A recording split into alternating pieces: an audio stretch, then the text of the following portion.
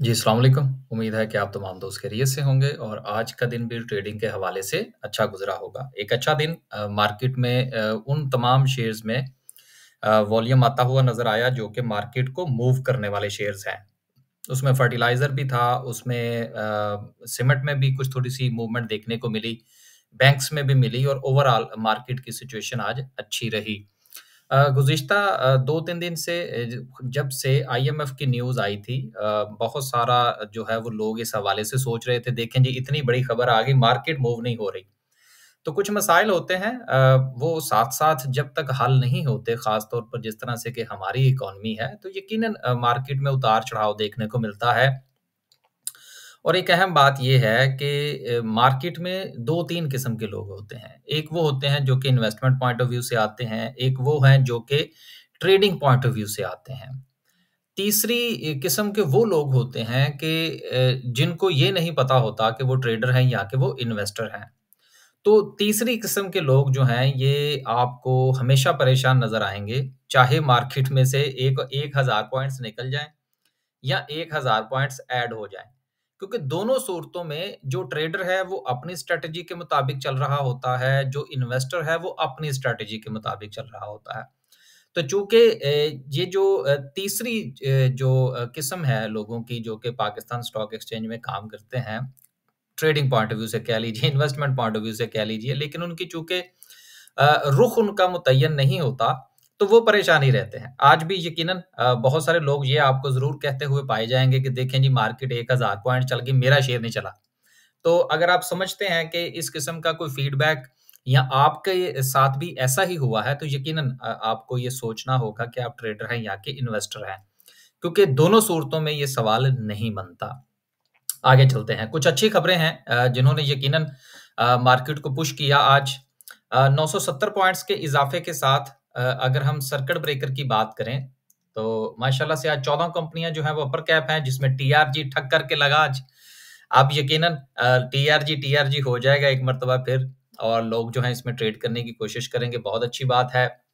हमने मेरा ख़्याल है अपनी लास्ट वीक वीडियो में ज़िक्र किया था कि हमने इसमें ट्रेड की है।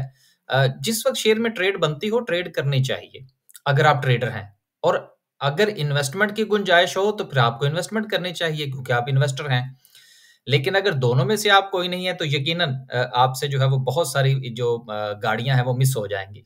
लोड्स हुआ, माड़ी पेट्रोलियम हुआ, चलें लोड्स हमारे पास भी है, देखेंगे क्या सिचुएशन बनती है। इसके अलावा इंडस डाइंग का दूसरा लग गया कैप, तो आई होप सो कि जिन दोस्तों के पास है, उन्होंने इसकी प्रॉफ़िट टेकिंग की होगी। मेरा ख़्याल है हमारे टारगेट से कुछ थोड़ा-सा और जो है वो ऊपर जाएगा, तो हमारे टारगेट्स जो हैं वो अचीव हो जाएँगे। मार्केट में जिस वक़्त आप अपनी स्ट्रैटेजी के साथ आते हैं, देन आपने स्टॉप लॉस, टेक प्रॉफ़िट के साथ चलना होता है। जैसे-जैसे आपको मार्केट प्रॉफ़िट दे, आपको प्रॉफ़िट टेकिंग ज़रूर करनी चाहिए। नहीं तो वो मौका जो है वो मिस हो जाता है। लोअर कैप की बात करें तो लोअर कैप में एज़ सच आज कुछ नहीं है। ओवरऑल अगर हम सेक्टर्स की बात करें कि आज सेक्टर परफ़ॉर्मेंस जो है वो कैसी रही, तो सबसे ज़्यादा जो सेक्टर परफ़ॉर्मेंस है उसमें ऑयल एंड गैस, माड़ी पेट्रोलियम का जब-जब कैप लगेगा, मार्केट को 300 पॉइंट्स बड़े आराम से जो है वो मिल जाएँगे। फर्टिलाइज़र के 200 पॉइंट्स थे, कमर्शियल बैंक्स 178 पॉइंट्स के साथ मीज़ान की आज जो थी वो रिकवरी हमें देखने को मिली। यकीनन अगर आपके पास मीज़ान बैंक के शेयर्स हैं और आप समझते हैं कि आप इन्वेस्टर नहीं हैं, तो फिर आपको इस मूव से फ़ायदा उठाना चाहिए और जो गुज़िश्ता काफ़ी दिनों से आप परेशान थे, उस परेशानी से निकल जाना चाहिए। टेक्नोलॉजी के 74 पॉइंट्स पे power generation, cement and so सब जो सेक्टर्स थे, उनकी तरफ से हमें मूवमेंट देखने को मिली। आगे चलते हैं जी, कैंडलस्टिक इंशाल्लाह लास्ट में डिस्कस करेंगे। कुछ खबरें हैं। सबसे पहली खबर जो है वो दी ऑर्गेनिक मीट के हवाले से है कि जिन्होंने अपनी जो प्रोडक्शन है फ्रोज़न बीफ की उसको 300 मेट्रिक टन तक जो है वो उन्होंने एक्सपेंशन दे दी है। अब देखें इसमें कंप्लीटेड का लफ़्ज़ इस्तेमाल किया गया है तो यकीनन फिर मुकम्मल हो चुकी होगी। अब ये जो बीफ है बेसिकली जिस वक़्त हम पाकिस्तान से बाहर निकलते हैं, चाहे आप अरब कंट्रीज़ में चले जाएँ या आप यूरोप में आ जाएँ, दुनिया में जो बीफ की प्राइस है वो ज़्यादा होती है एज़ कम्पेयर टू जो मटन होता है। क्योंकि हमारे यहाँ हम भी यूके में हैं, हमें भी ये चीज़ फ़ेस करना पड़ती है। एक तो बीफ मिलता नहीं है, अगर मिले भी तो उसके हवाले से हमें बड़े खदशात होते हैं कि पता नहीं हलाल है या नहीं है, और तीसरी चीज़ ये है कि उसकी प्राइस काफ़ी ज़्यादा होती है। तो दुनिया में एक बहुत बड़ी मार्केट है, तो यकीनन टॉमसिल जो है ये जब 20-22 रुपए से चला था, तो उस वक़्त भी इसकी एक्सपेंशन के मामलात थे, इसके ऑर्डर्स के थे। ख़ास तौर पर जो हमारा फ़ोकस है पाकिस्तान का, वो मिडल ईस्ट की मार्केट है। तो इस हवाले से टॉमसिल जो है यकीनन इसकी एक्सपोर्ट्स भी बढ़ेंगी और इसके प्रॉफ़िट्स में भी इज़ाफ़ा होगा। जिनके पास शेयर है वो अपना-अपना फ़ैसला फ़रमाइए। अगली खबर जो है वो शेल के हवाले से है कि जिसमें जो शेयर होल्डर्स हैं उन्होंने माफ़ कीजिएगा, इस चीज़ पर जो है वो उन्होंने एतराज़ किया है कि जी बहुत सारी ऐसी कंपनीज़ भी थीं, बहुत सारी का लफ़्ज़ मैंने इसलिए इस्तेमाल किया ताकि राउंड में आ जाए, किसी को हम स्पेसिफ़िक पॉइंट आउट ना करें न्यूज़ के अंदर, कि जी उनकी तरफ से जो था वो अच्छी जो थी वो ऑफ़र थी, लेकिन वाफ़ी एनर्जी जो है इसको क्यों दिया गया? तो ये एक ऑब्जेक्शन आई।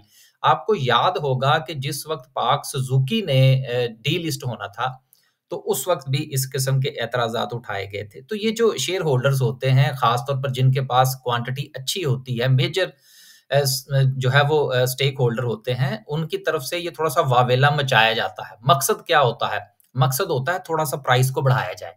हालाँकि लास्ट वीडियो में हमने पढ़ा था कि बेसिकली जो शेयर होल्डर्स हैं, जो आम लोग जिनके पास ये शेयर्स मौजूद हैं, उनको जो ऑफ़र करवाई गई है वो 155 की है। जबकि जो डील है वो मेरा ख़्याल है रफ़ली कोई 118 पर थी। तो मकसद ये है कि इसकी प्राइस को थोड़ा-सा बढ़ाया जाए। जब प्राइस थोड़ी-सी मज़ीद बढ़ेगी, कुछ थोड़े-से जो है वो मामलात होंगे, तो फिर शेयर होल्डर्स को फ़ायदा होगा। तो यकीनन हर बंदे का हक है कि वो ज़्यादा से ज़्यादा गेन हासिल करने की कोशिश करे। तो इस पॉइंट ऑफ व्यू से ये देखने को थोड़ी-सी नेगेटिव न्यूज़ लगती है। लेकिन जब कंपनी ने डिसाइड कर लिया है कि उन्होंने ये काम करना है, तो वो कुछ ऊपर-नीचे करके इसको एडजस्ट कर लेंगे। तो जिनके पास शेल के शेयर्स हैं, उनको इस हवाले से वरी करने की ज़रूरत नहीं है। यकीनन इस किस्म की खबरों से उनको फ़ायदा ही होगा। अगली खबर। अगली खबर जो कि आईटी की एक्सपोर्ट के हवाले से है कि पाकिस्तान की जो आईटी की एक्सपोर्ट्स हैं, वो अगस्त 2024 में 27% का उनमें इज़ाफ़ा हुआ है, ईयर ऑन ईयर की बुनियाद पर। तो आने वाले दिनों में जो मज़ीद बेहतरी देखने को मिल सकती है आईटी सेक्टर में, लेकिन एक चीज़ आप याद रखिएगा कि आईटी सेक्टर की एक्सपोर्ट में जो इनको छूट दी गई थी कि आप अपना पैसा जो है वो डॉलर टर्म्स के अंदर रख सकते हैं, in the shape form of dollars रख सकते हैं, ये सिर्फ़ उस वजह से ही है। अगर मामलात जो हैं वो थोड़ा-सा हुकूमत टाइट करेगी, तो इनकी तरफ से फिर जो डिजिट्स हैं वो ऊपर-नीचे हो सकते हैं। तो आईटी की कंपनीज़ जो हैं, इस वक़्त तक की जो सूरत-ए-हाल है, उसमें ज़्यादा बेहतर ये ही है कि आप उसमें थोड़ा-सा ट्रेडिंग पॉइंट ऑफ व्यू से देखें, स्विंग ट्रेड कर लें। अभी तक कुछ ऐसा नज़र नहीं आया कि किसी में आप कुछ लंबे अरसे के लिए जो है वो किसी कंपनी के अंदर जो है वो अपनी इन्वेस्टमेंट कर सकें। ये एक मशवरा है, बाकी यकीनन आप बेहतर समझते हैं, आपने पैसा लगाना है।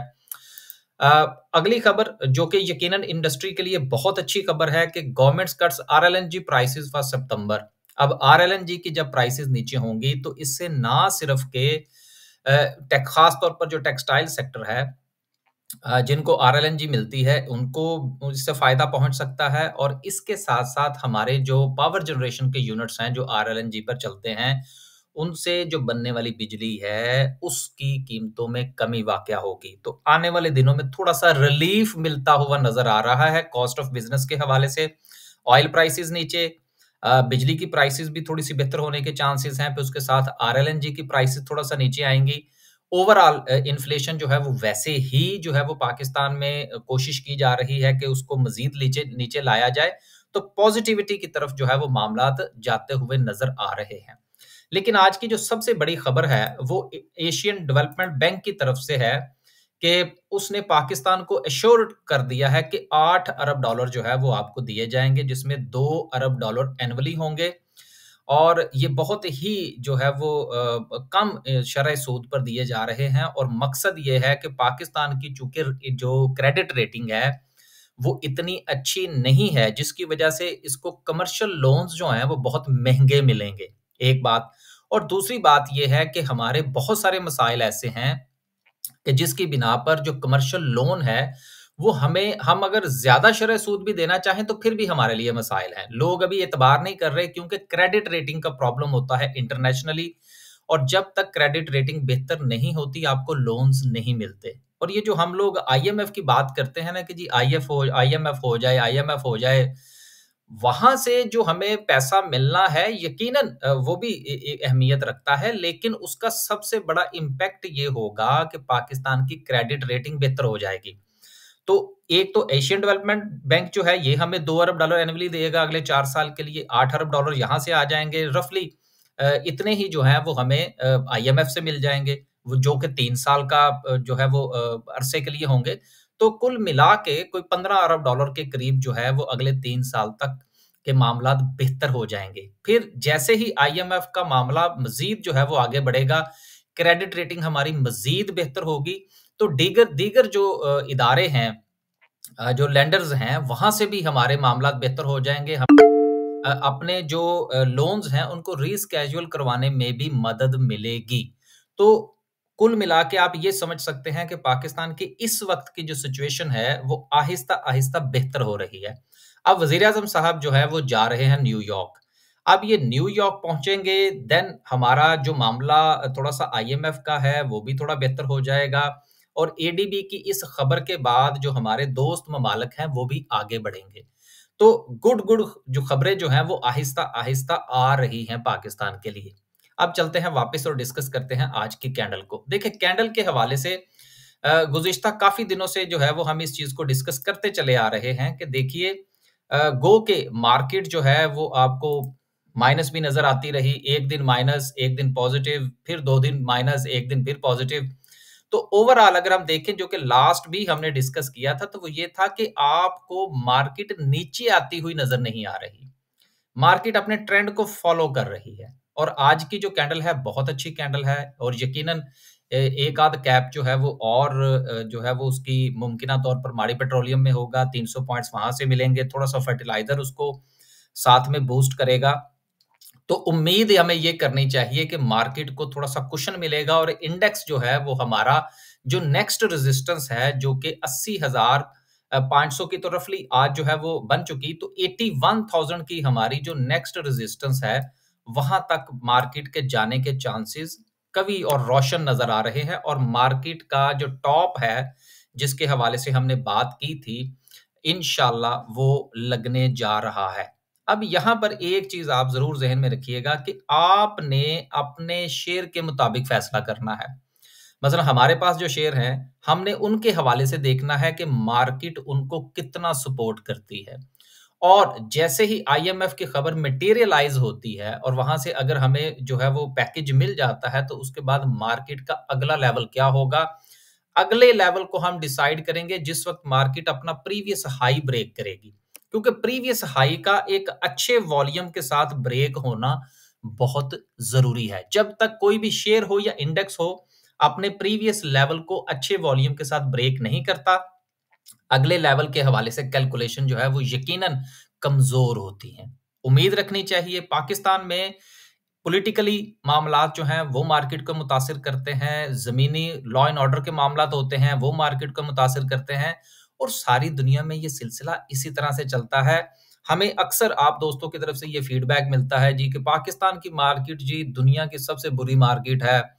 पॉलिटिकली जो है वो असरअंदाज होती है, वो फलां काम हो गया, मार्केट नीचे आ गई। देखिए हम अगर ये समझते हैं कि मार्केट बस ऊपर ही जाए और नीचे ना आए और शेयर्स की कीमतें बस बढ़ती ही चली जाएँ, तो मेरा ख़्याल है कि स्टॉक मार्केट जो है, वो आपके लिए नहीं है। स्टॉक मार्केट किसी जगह खड़ी नहीं रह सकती, खबरें मार्केट को मुतासिर करती हैं, अपने आप को इसकी आदत डालिए और वक़्त के साथ चलना सीखिए। आखिर में आखिरी अनाउंसमेंट, हमारी जो अगर आप हमारे ज़रिए से अकाउंट ओपन करवाएँगे स्टॉक एक्सचेंज के अंदर, तो आज से हमने अनाउंस किया है कि जो हमारे न्यू क्लाइंट्स होंगे, वो हमारे जो व्हाट्सएप ग्रुप्स हैं, अपडेट्स के ग्रुप्स हैं, उसमें वो फ्री उनको जो है वो हम एंट्री देंगे। इस हवाले से आप इन्फॉर्मेशन ले लीजिए। आज जो मेरा अपना सिस्टम था जिस पर मैं वीडियो बनाता हूँ, सारा डाटा उसमें होता है, वो आज मेरे पास नहीं था, तो बहुत सारी चीज़ें आज मिस हो गई। इजाज़त दीजिए जी, अल्लाह हाफ़िज़।